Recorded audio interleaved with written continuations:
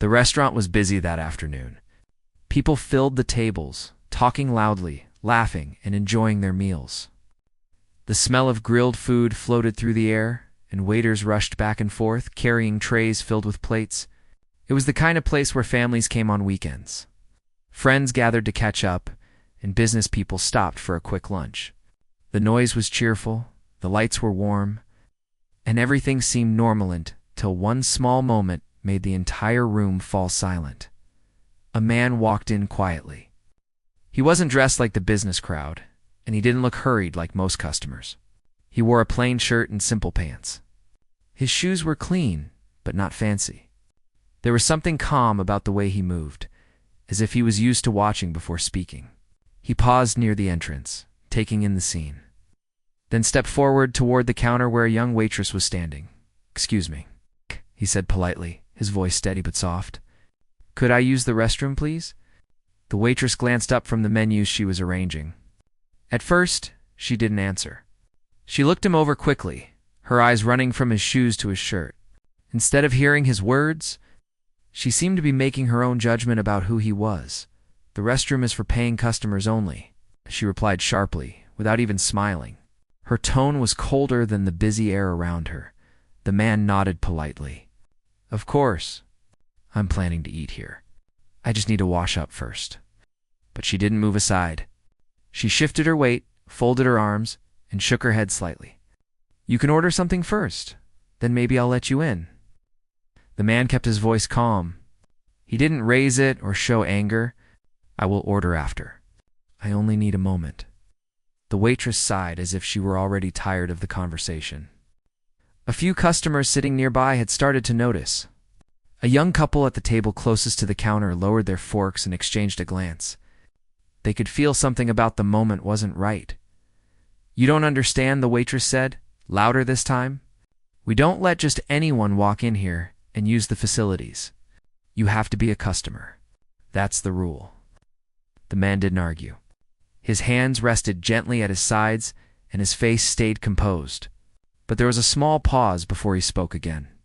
"I am here to be a customer. I'll order right after, I promise," the couple watching whispered to each other. They had eaten at the restaurant many times before, and they had never seen a rule like this enforced on anyone. Usually, people walked in, used the restroom if they needed, and then ordered food without trouble. The way the waitress stood, blocking the way, made them uncomfortable. The man looked around slowly, noticing how some diners had begun to pay attention. He gave a faint smile, not one of amusement, but one of patience. "It's only a restroom," he said softly.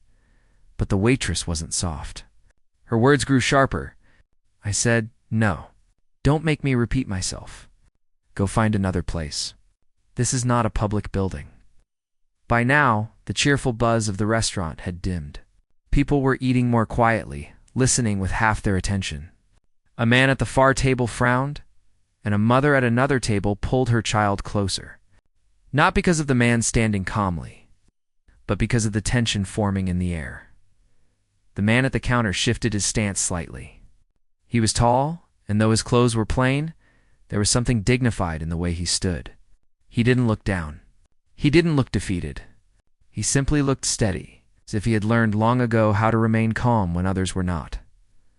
"I'm not here to cause trouble," he said gently.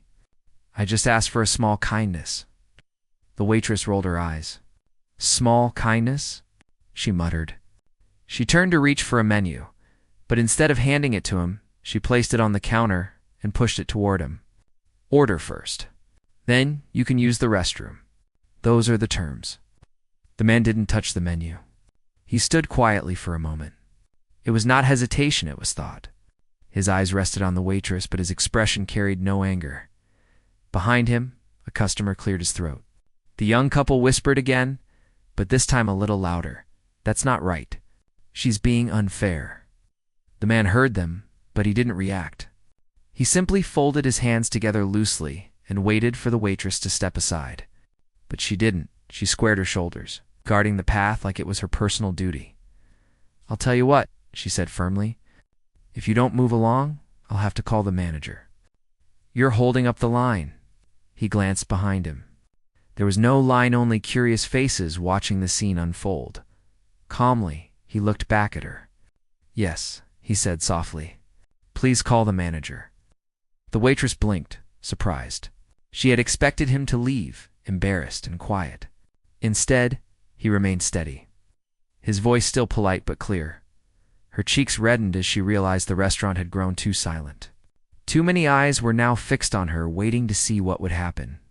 She shifted uncomfortably, suddenly aware that her words had been louder than she thought, that customers were no longer enjoying their meals, they were judging the moment. Still, she refused to move. She reached for the phone near the counter, her hands slightly shaky. Meanwhile, the man stepped back half a pace, giving her space. He clasped his hands behind his back and waited, as if he were the most patient person in the room. The couple nearby whispered again, but this time the woman shook her head and muttered, "This is wrong. Really wrong."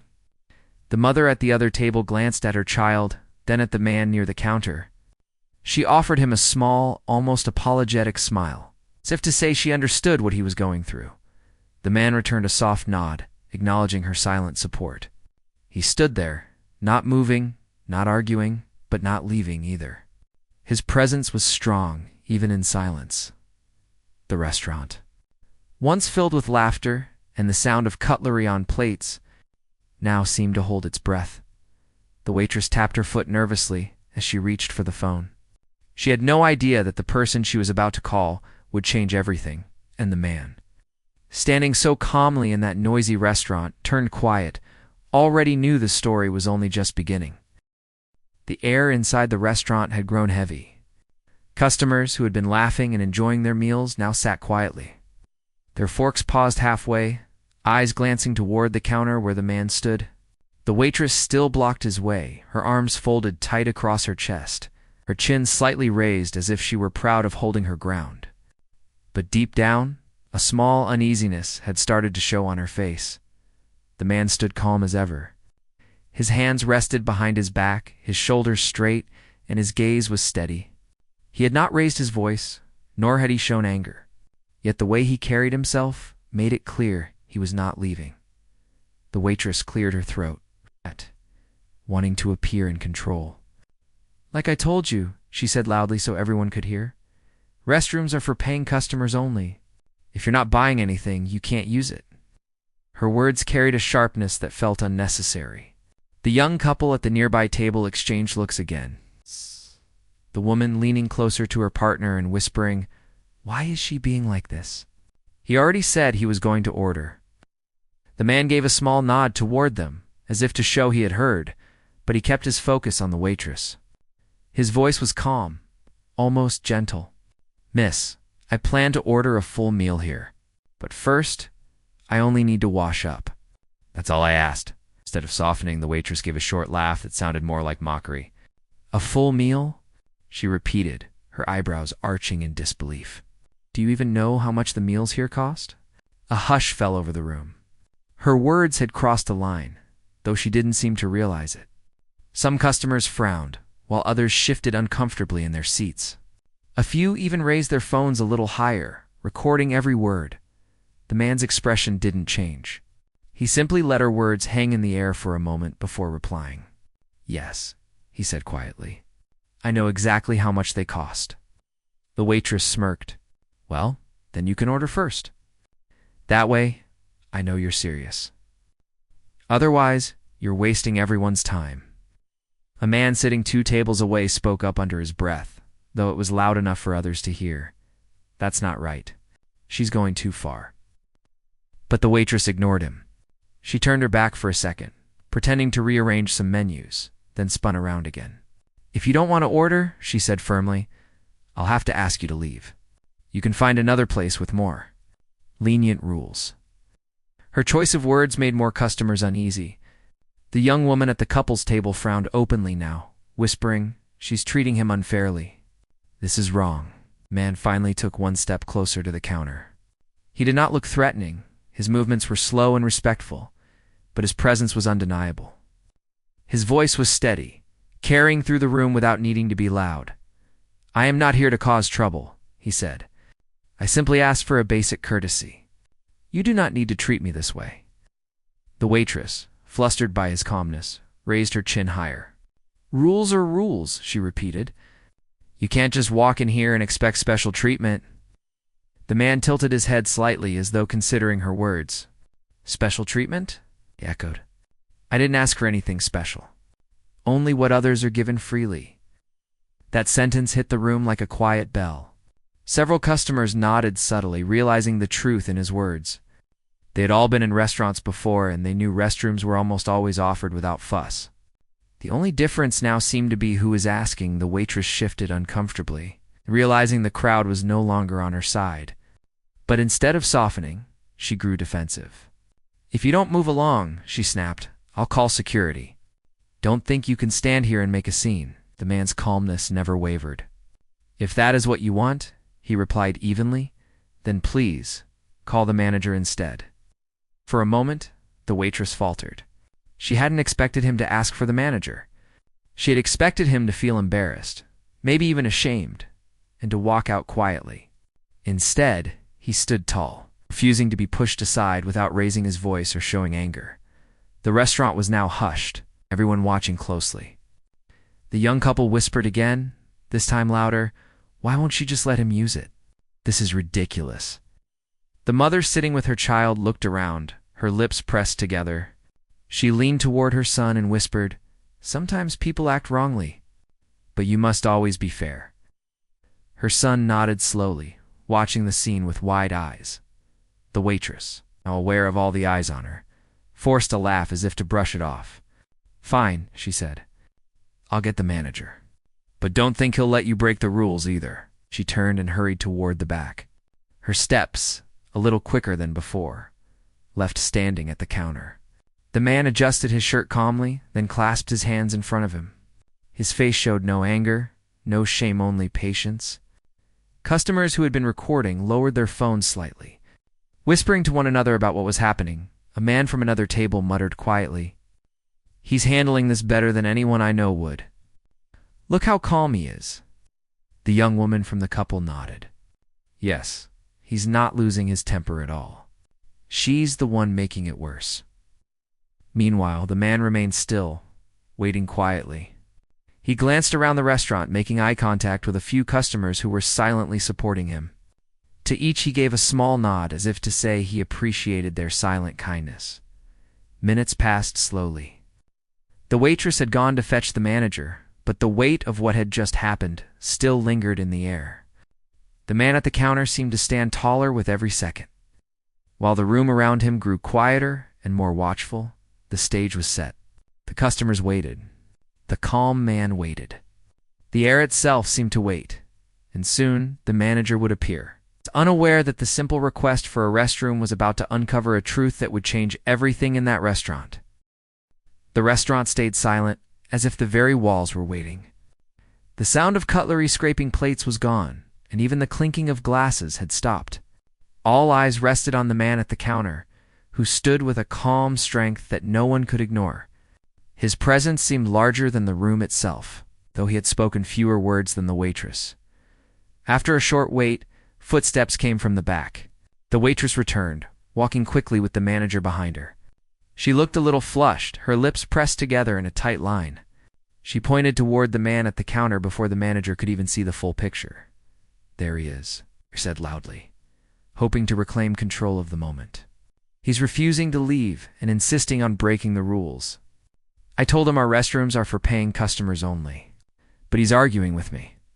The manager, a man in his late 40s with a neatly pressed shirt and glasses perched on his nose, walked forward briskly. He adjusted his tie nervously, sensing the many eyes on him. He could feel that something unusual was happening. Customers weren't eating, they were watching. That was never a good sign for a manager. The man at the counter didn't move. He simply waited until the manager approached, then greeted him with a polite nod. Good afternoon, he said calmly. His tone was respectful, but carried a quiet authority that made the manager pause. The waitress quickly added, I told him he needs to order first, but he won't listen. He keeps asking for special treatment. The young couple at the nearby table exchanged glances again. The woman shook her head and muttered under her breath, That's not true. He wasn't rude. She was the one being unfair. The manager, trying to remain neutral, raised his hand to quiet the waitress. Then he looked at the man. "Sir, may I ask what seems to be the issue?" The man's eyes held steady as he replied, "There is no issue. I walked in, asked politely to use the restroom, and was told no. I explained I planned to order afterward, but your waitress continued to block my way. She questioned whether I could even afford to eat here." A wave of whispers moved through the room. Several customers looked directly at the waitress now, their expressions a mixture of surprise and disapproval.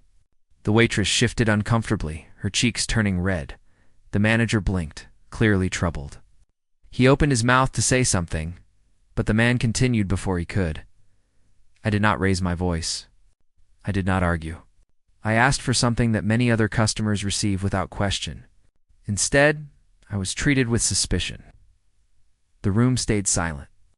Customers leaned in closer, hanging on his every word. His tone wasn't loud or dramatic.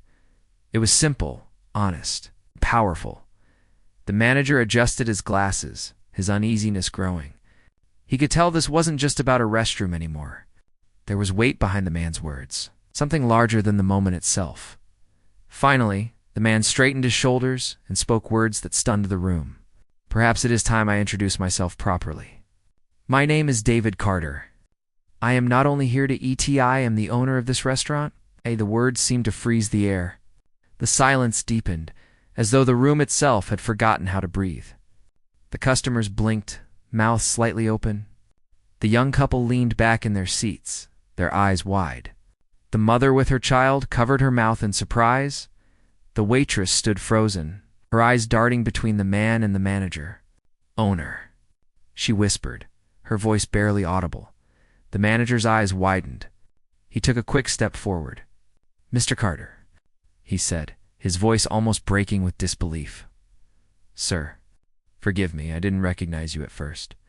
The man now revealed as Mr. Carter gave a small nod. His expression didn't change. "I suppose not many would, dressed simply like this. But yes, I am the owner. This restaurant and several more across this city are under my care." Gasps spread through the restaurant. Customers exchanged looks of shock. Some who had been recording lifted their phones higher. Realizing the story unfolding before their eyes was far bigger than they had imagined, the waitress felt her knees weaken. She gripped the counter for support.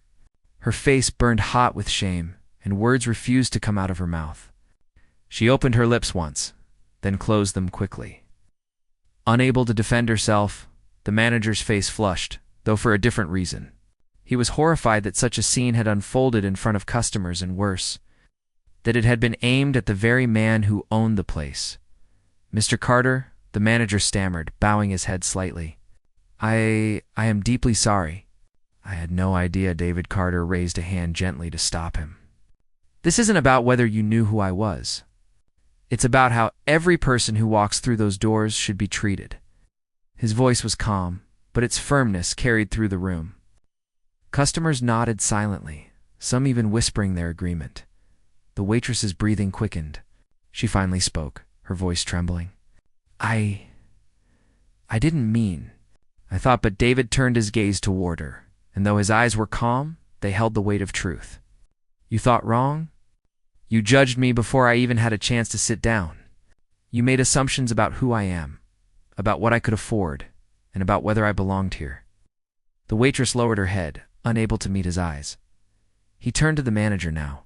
"Tell me," he said evenly, "is this the way all guests are treated when they enter? Or was this only me?" The manager swallowed hard. "No, sir," he said quickly. "This is not how we treat customers. This is unacceptable." The customers could feel the tension breaking now, replaced by something heavier, the truth being revealed. Some even started to clap softly, their hands pressing together in quiet support of what had been said. David Carter let the sound of the clapping die down before continuing. "I built this restaurant from nothing. I hired people from different walks of life. I believe every person who enters should feel welcome. Yet today, I walked in and was told I did not belong. That is not the vision I created." The waitress's eyes filled with tears. She wanted to apologize again, but the words stuck in her throat. The manager nodded quickly. "You are absolutely right, Mr. Carter. I assure you, this behavior will not be tolerated. I will take care of this immediately." David Carter looked around the room once more. His calm expression returned, but his words carried deep meaning. A restroom, a meal, a chair at a table, none of these things should depend on how someone looks. Respect should never be measured by clothing or assumptions. It should be given to every person who walks through these doors. The room broke into applause, louder this time. Customers clapped openly, some even standing to show their support. The young couple smiled at each other, nodding firmly. The mother hugged her child gently and whispered, "Remember this moment. Always treat people with respect." The waitress stood trembling, her face red, her hands gripping the counter tightly. The weight of her mistake pressed down on her like a heavy stone. The truth was out. The man she had dismissed, the man she had mocked, was the very person who had made the restaurant possible, and nothing would ever be the same again. The restaurant, which had started the day like any other, now felt like a place where something important was happening. The air carried a strange mix of silence and applause, like the building itself wanted to listen. Customers leaned forward in their seats, some holding their phones ready, but most simply watching with open eyes. Eager not to miss a word, David Carter stood steady at the counter. His presence was quiet but powerful. The waitress still looked frozen, her hands gripping the edge of the counter as if it might keep her standing. The manager hovered nervously nearby, tugging at his tie and nodding too often, trying to show respect. When the applause finally faded, David lifted his hand gently. His eyes scanned the room, not in pride but in humility. He was a man used to being in charge, but also used to speaking from the heart. "I want to say something," he began softly. His voice was calm, but every syllable carried weight. People leaned closer, their forks forgotten, their drinks untouched. "I did not come here today to make a scene. I came here to enjoy a meal just like any of you. But what happened at this counter reminded me why I started this restaurant in the first place." The customers listened closely. Even the kitchen staff had peeked through the doorway. Wiping their hands on aprons, drawn by the unusual silence in the dining hall, David continued, "Years ago, I had nothing. No money, no reputation, no property. But I had to things hard work and a belief that people deserve dignity, no matter who they are. I washed dishes in restaurants smaller than this one. I mopped floors when everyone else had gone home. I saved every coin I earned. And slowly, step by step, I built enough to start this business." The waitress lowered her eyes, unable to look at him. His story cut through her like a blade of truth. "I didn't build this restaurant for myself," David said. "I built it for the community. One wanted a place where families could sit together, where strangers could share a table, where everyone who walked through the doors felt welcome. Whether rich or poor, young or old, it shouldn't matter. What matters is that when you sit here, you are treated with kindness." A man at the back nodded slowly, whispering to his friend, "That's real leadership. That's why people respect him." David's gaze moved back to the waitress, though his expression stayed calm.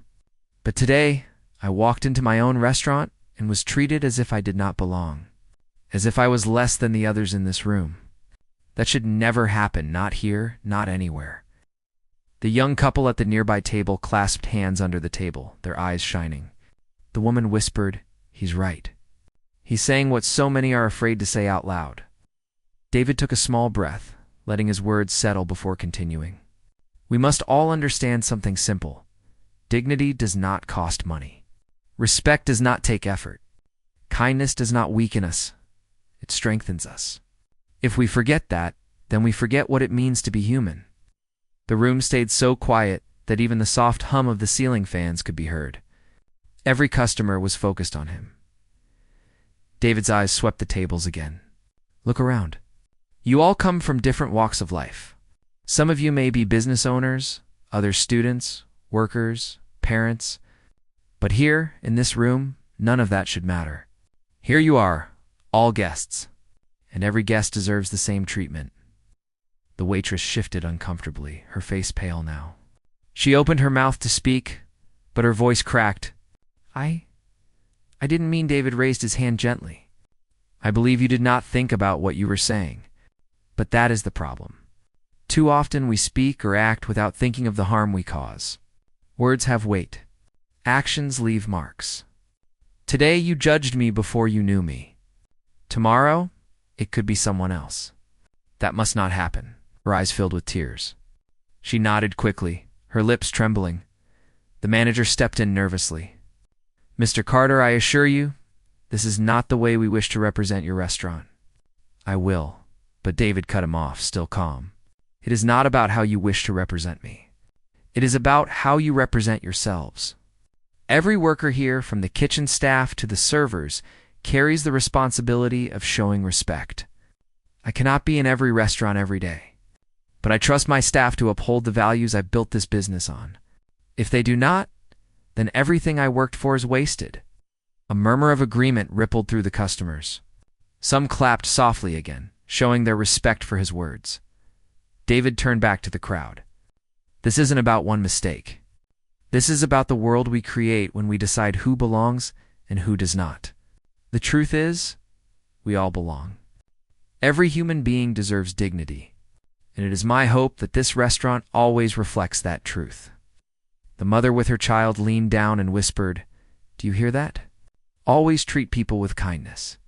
The boy nodded, his eyes wide. David smiled faintly at the child before returning his gaze to the waitress. "I am not here to shame you," he said gently, "but I am here to teach. Learn from this moment. Understand that your words carry power. You can choose to lift people up or push them down. Choose wisely." The waitress finally broke into tears, her hands covering her face. She whispered through them, "I'm sorry. I'm so sorry." David gave a small nod, but didn't let the moment pass too quickly. "Apologies matter," he said softly. "But change matters more. Show through your actions that you have learned. That is how you make things right." The customers began to applaud again, louder this time. Some even stood from their chairs, clapping firmly. The applause wasn't just for David, it was for the truth he had spoken. A truth many carried in their hearts but seldom said aloud. David let the applause rise and fall before speaking one last time. "This restaurant will continue to serve everyone with dignity. That is my promise. But it is also my expectation from everyone who works here. This is not just a place to eat. This is a place to be respected." With that, he gave a final nod and stepped back slightly from the counter. The energy in the room had changed. Customers smiled at him with admiration. Some whispered about how remarkable it was to witness such honesty. Others simply sat in quiet reflection, touched by his words. The waitress, though broken with shame, had heard him. Deep down, she knew this was a lesson she would never forget for the rest of her life. And the restaurant, though it would continue serving meals, had just served something far greater that day. A reminder that dignity and kindness are the most important things on the menu. The restaurant was no longer the same place it had been just an hour ago. What started as a normal afternoon of chatter, laughter, and clinking glasses had turned into a moment that would stay in the memory of everyone present. The air carried a quiet energy, not heavy with tension anymore, but filled with thought and reflection. David Carter stood at the counter, calm and dignified. He had spoken his truth, and the room had listened. People who only came for a meal had ended up witnessing something far more meaningful. They had seen patience, courage, and a lesson about respect unfold right before their eyes. The waitress, still shaken, wiped her tears quickly, but the red on her face could not be hidden. She avoided the eyes of the customers, ashamed to be seen. Every clap, every nod of support toward David felt like a reminder of her mistake. The manager remained beside her, his shoulders stiff. Knowing that something had to be done, David turned slowly toward the manager. His voice was calm, yet firm. "This incident cannot be brushed aside," he said. "Respect must be a standard here, not an option." Ow! The manager nodded quickly. "Of course, Mr. Carter. I'll handle it." His eyes moved to the waitress, who stood trembling. David looked at her for a moment, his gaze steady but not cruel. "You've learned a hard lesson today," he said softly. "But lessons are only valuable if they change the way we live." The waitress opened her mouth, her voice weak. I I truly am sorry. I spoke without thinking. I judged without knowing. I promise I'll never act this way again." Her words hung in the air, but they could not erase what had already been said earlier. The customers, who had witnessed everything, exchanged quiet looks. Wondering what would happen next, David gave a small nod. "Apologies are a beginning," he said, "but actions will show if you've truly changed." Then, turning to the manager, he added, "For now, I think it's best that she steps away. The restaurant must reflect the values I built it on, and today, those values were broken." The waitress's knees weakened at his words. The manager placed a hand gently on her shoulder and whispered, "Go to the back. We'll talk later." She nodded, tears spilling again, and hurried away. Her footsteps echoing softly as she disappeared into the kitchen. The room was quiet for a moment. Then, slowly, one customer began to clap. Another joined in. Soon, the entire restaurant was filled with applause, not for her dismissal, but for the stand David had taken. David raised a hand politely to calm the clapping. "Thank you," he said. "But today was not about me. It was about a truth that belongs to all of us. If you see unfairness, speak up. If you see someone treated wrongly, don't remain silent. Silence allows injustice to grow. Your voices matter." The young couple who had been whispering earlier nodded firmly. The woman called out, "You handled this with more patience than anyone else could have. Thank you for showing us how dignity looks." David gave her a kind smile. Dignity is not about titles or money.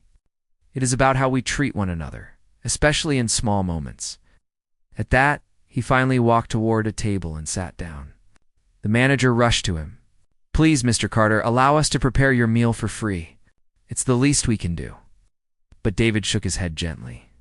"No, I will pay. I don't want this lesson to end with special treatment. I will pay just as any other customer would." The manager bowed his head. "As you wish, sir." Soon food was placed before David. He thanked the waiter politely, then began to eat. Around him, customers returned to their meals, but the room did not return to its earlier noise. It was quieter now, filled with thought. People spoke in softer voices, as if still reflecting on what had happened. A mother leaned close to her child and said, "Remember this lesson forever. Never judge people by what you think you see." "Everyone deserves kindness," child nodded seriously, holding on to the moment at another table. A group of young men whispered about how incredible it was to see someone remain so calm under such unfair treatment. One of them said, "That's real strength, not shouting, not anger, but patience." Meanwhile, some customers discreetly shared what they had recorded on their phones. Within hours, the story would spread online, clips of David Carter calmly standing at the counter, revealing his identity and speaking about dignity. The world outside the restaurant would soon hear of it. Many would find inspiration. When David finished his meal, he stood again.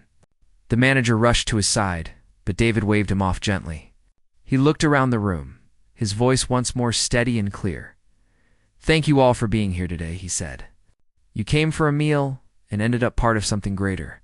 Carry this lesson with you. Treat people well, not because of who they are or what they own, but because kindness is the right thing to give." The customers clapped one final time, some even standing as he walked toward the door. The young couple smiled at him warmly. The mother gave him a respectful nod. As David stepped outside into the afternoon sun, he paused for a moment. The air felt fresh, lighter than before. He had faced unfairness, but instead of anger, he had given the world a lesson in patience and respect. He walked to his car, calm and thoughtful. He knew the videos would spread, but that didn't matter to him as much as what had happened inside. He had shown, not through wealth or power, but through calm truth, that dignity is stronger than prejudice. Inside the restaurant, people were still talking about him. Some spoke of his wisdom, others of his patience, but all agreed on one thing. They had witnessed something rare, something that touched the heart. The waitress, alone in the back, sat quietly with her hands in her lap. Her tears had dried, but her thoughts would not stop. She replayed his words again and again. Words have weight. Actions leave marks. She knew she would never forget them. And though her heart was heavy with shame, she also knew she had been given a chance to change. From that day forward, the restaurant would not just be known for its food. It would be remembered as a place where a powerful truth was spoken, a truth that no one should ever forget. Respect is not earned by status or wealth. Respect belongs to every human being. And so, as David Carter drove away, the image of him remained in the minds of everyone who had been there, calm, strong, and filled with dignity, proof that even in the face of unfairness, kindness can shine brighter, teaching the world a lesson it desperately needs to remember.